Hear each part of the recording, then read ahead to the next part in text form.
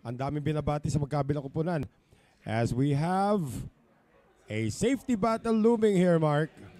Pumasok ang numero 1. Talagang balitang-balita. Ito, 2 rail. Patama sa 2. Ganda. Successful. Naitago pa lalo. Tingnan natin dito. Opensa ba siya? Try to bank it. Does he have a backup plan?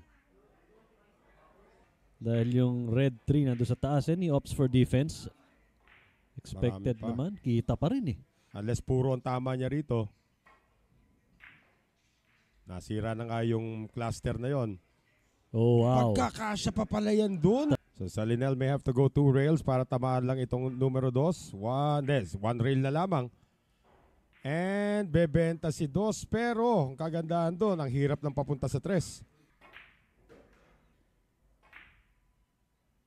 Medyo magkadikit.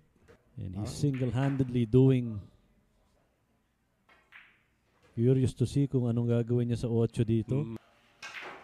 Power shot. Wow. Ay, pinaghiwalay What a pa. shot. Wow. Fantastic pocketing para dito kay Kinay.